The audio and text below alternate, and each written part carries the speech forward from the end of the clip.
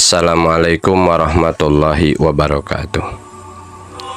Sahabat kuliah Cahaya Hati, sahabat hebat luar biasa.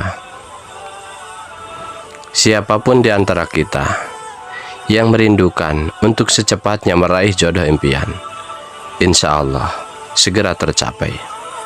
Dengan syarat, dengarkan tips ini sampai tuntas, fahami dan amalkan. Insya Allah akan ada keajaiban dahsyat, hebat luar biasa dalam menempuh kehidupan ini. Saudaraku, setiap manusia dipertemukan jodohnya oleh Allah di usia yang berbeda-beda. Oleh karena itu, tidak ada kata jodoh datang terlalu cepat atau datang terlalu lambat, karena jodoh merupakan rahasia Allah Subhanahu wa Ta'ala. Upaya yang paling hebat adalah memantaskan dan memperbaiki diri sendiri terlebih dahulu dengan menjalankan perintah Allah dan menjauhi segala larangannya, agar kelak mendapatkan jodoh yang terbaik. Jika saat ini seorang muslim belum menemukan jodoh, tak perlu risau dan merasa putus asa. Teruslah berusaha dengan cara yang lurus dan cara yang benar sesuai syariat Islam, dan libatkan Allah dalam setiap usaha dengan doa dan tawakal.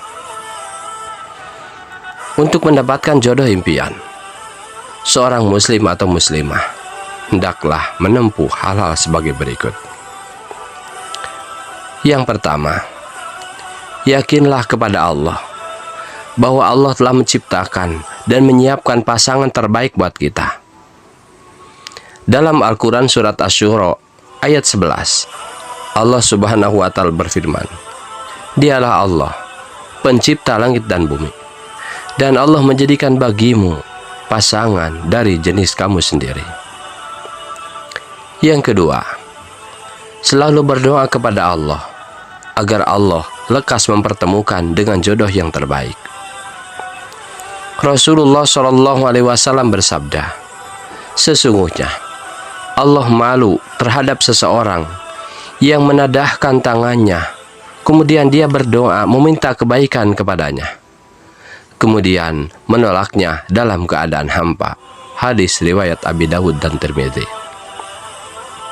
Yang ketiga, memperbaiki dan memantaskan diri dalam akidah, ibadah, dan akhlak untuk bersanding dengan jodoh yang terbaik dan sepadan dengan kita. Di dalam Al-Quran disebutkan bahwa orang yang baik akan mendapatkan jodoh yang baik, orang yang buruk akan mendapatkan jodoh yang buruk pula. Kemudian yang keempat, bergaul dengan orang-orang soleh untuk mendapatkan jodoh dari golongan orang soleh juga.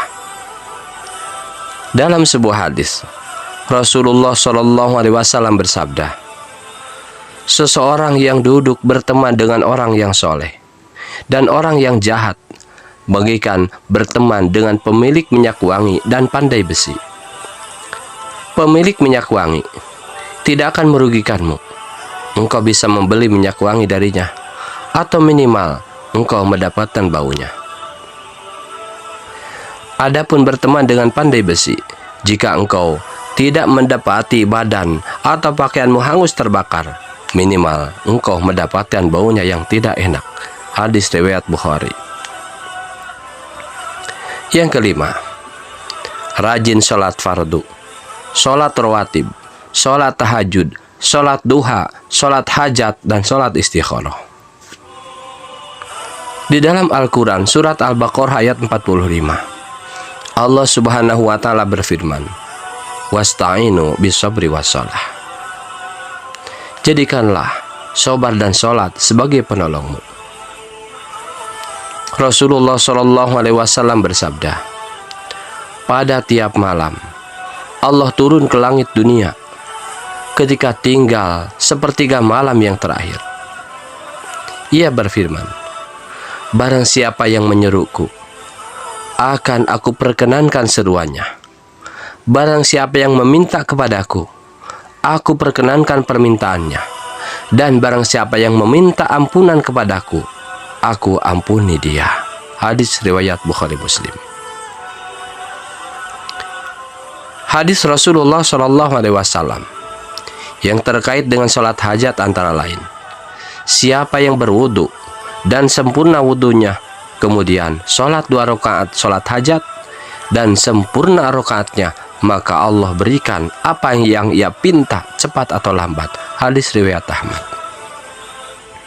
Yang keenam, meminta bantuan kepada orang tua atau orang yang soleh. Karena orang tua pasti menginginkan yang terbaik untuk anaknya di dunia ataupun di akhirat. Yang ketujuh, perbanyak zikir dan istighfar kepada Allah Subhanahu wa Ta'ala. Rasulullah SAW bersabda dalam hadis riwayat Ahmad, barang siapa memperbanyak istighfar, niscaya Allah memberikan jalan keluar bagi setiap kesedihannya, kelapangan untuk setiap kesempitannya, dan rizki dari arah yang tidak disangka-sangka. Dalam sebuah kisah, suatu ketika datang seseorang kepada Imam Hasan Al-Basri mengadukan masalahnya. Orang pertama datang mengadukan musim paceklik. Kemudian Hasan Basri berkata kepadanya, istighfarlah engkau kepada Allah. Kemudian orang yang kedua datang mengadukan tentang kemiskinannya. Hasan Basri juga berkata kepadanya, istighfarlah engkau kepada Allah. Datang lagi orang yang ketiga mengadukan kondisinya yang tidak kunjung dikaruniai anak. Hasan Basri berkata kepadanya, istighfarlah engkau kepada Allah. Datang lagi orang yang keempat mengadukan tentang kebunnya yang kering. Kemudian Hasan Basri berkata kepadanya, istighfarlah engkau kepada Allah. Semua keluhan dan masalah yang diadukan kepada Hasan Al-Basri dijawab dengan istighfarlah engkau kepada Allah. Memperhatikan hal tersebut, Ar-Rabi bin As-Sabih, murid Hasan Al-Basri, bertanya kepada beliau dengan sangat penasaran, wahai Syekh Hasan Al-Basri, tadi orang-orang berdatangan kepadamu mengadukan berbagai permasalahan dan engkau memerintahkan kepada mereka semua agar beristighfar. Mengapa demikian, wahai Syekh? Hasan Basri menjawab, aku tidak menjawab berdasarkan pikiranku sendiri, tapi karena Allah Subhanahu wa Ta'ala telah mengatakan dalam firman-Nya dalam surat Nuh ayat 10-12. Maka aku katakan kepada mereka, mohonlah ampun kepada Tuhanmu, sesungguhnya Allah Maha Pengampun. Niscaya Dia akan mengirimkan hujan kepadamu dengan lebat, dan membanyakkan harta dan anak-anakmu, dan mengadakan untukmu kebun-kebun, dan mengadakan pula di dalamnya untukmu sungai-sungai. 8. Rajinlah bersedekah dengan harapan segala urusan akan dilancarkan oleh Allah Subhanahu wa Ta'ala, termasuk dalam urusan jodoh.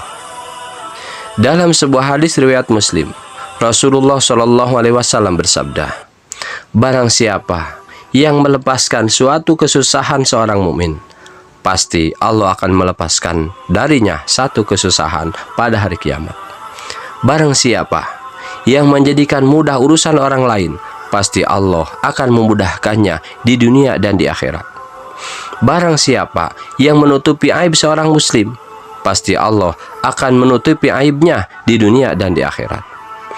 Allah senantiasa menolong hambanya selama hambanya itu suka menolong saudaranya.